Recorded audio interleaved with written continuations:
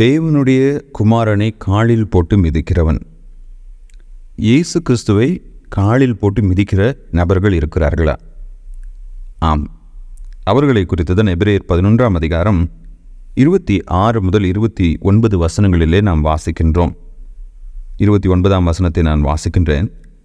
தேவனுடைய குமாரனை காலின் கீழ் மிதித்து தன்னை பரிசுத்தம் செய்த உடன்படிக்கையின் இரத்தத்தை அசுத்தம் என்று எண்ணி கிருபையின் ஆவியை நிந்திக்கிறவன் எவ்வளவு கொடிதான ஆக்கினைக்கு பாத்திரவானாய் இருப்பான் என்பதை யோசித்து பாருங்கள்.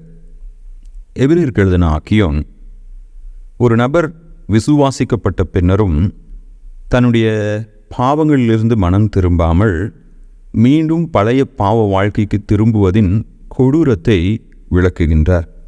அதுக்கு அவர் பயன்படுத்துகின்ற வார்த்தைகள் சற்று கடினமான வார்த்தைகள். அவர் ஒரு உதாரணத்தை பயன்படுத்துகிறார். 28ஆம் வசனத்தில் மோசேயின் மூலமாக நியாயப்பிரமாணம் கொடுக்கப்பட்டது. அந்த நியாயப்பிரமாணத்துக்கு ஒருத்தன் கீழ்ப்படியாத போது 2-3 சாட்சிகளை கொண்டு அவனுடைய குற்றம் நிரூபிக்கப்பட்டால் அவன் கடினமான தண்டனைகளை பெற்றுக்கொள்வான். உதாரணமாக, ஒருவன் தன்னுடைய தாயும் தகப்பனையும் அடிக்கிறவனாய் இருப்பானே என்றால் அவன் கொல்லப்பட வேண்டும் என்று நியாயப்பிரமாணம் கூறுகிறது. அப்போ ஒருவன் தன் தாயும் தகப்பனையும் அடித்து அவர்கள் அவமானப்படுத்துவதை 2-3 சாட்சிகள் மூலமாக நியாயப்பிரமாணத்தின்படி நிரூபிக்கப்பட்டால் அவன் கொலை செய்யப்பட வேண்டும்.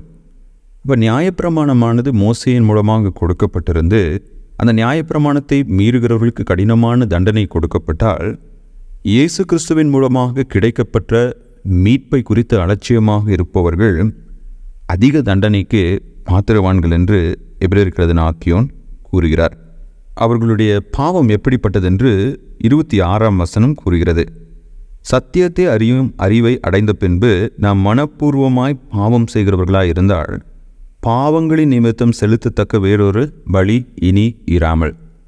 அது எது தவறு எது சரி என்று தேவனுடைய வசனம் நமக்கு போதிக்கின்றது. ஒரு நபர் ரட்சிக்கப்பட்ட பின்பு பரிசுத்த ஆவியானவரை அவர் பெற்றுக்கொள்கிறார். அந்த பரிசுத்த ஆவியானவரும் நம்மோடு கூட வேத சத்தியங்களை குறித்து இடைப்படுகிறவராய், தேவனுடைய காரியங்களை குறித்து இடைப்படுகிறவராய் இருக்கிறார். பரிசுத்த வேதாகமம் நம்முடைய கரங்களில் இருக்கிறது. பரிசுத்த ஆவியானவர் நமக்குள்ளாக கிரியை செய்து கொண்டிருக்கிறார். இவை எல்லாவற்றையும் புறக்கணித்து நாம் பாவம் செய்யும்போது 29ஆம் வசனம் கூறுகிறது, தேவனுடைய குமாரனை காலின் கீழ் மிதித்து. இது ஒரு உருவகம். அது இயேசு கிறிஸ்து தலை மேலே கால் வச்சு நம்ம யாருமே மிதிக்க போகிறது கிடையாது. அப்படி மிதிக்கவும் முடியாது. அவர் கர்த்தர். அவற்றை நம்மளால் நெருங்கவே முடியாது. எதற்காக எபிரேயருக்கு எழுதின ஆக்கியோன் இந்த மொழியை பயன்படுத்துகிறார்?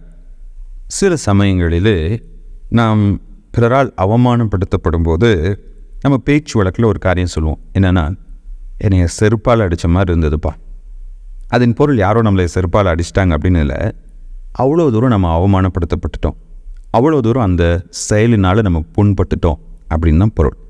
இப்போ நாம் பாவம் செய்வது எதற்கு சமமாக இருக்கிறது என்றால், இயேசு கிறிஸ்துவை மிதிப்பதற்கு சமமாக இருக்குது. அந்த அளவுக்கு நம்ம கிறிஸ்துவை அவமானப்படுத்துகிறவர்களாய் இருக்கிறோம்.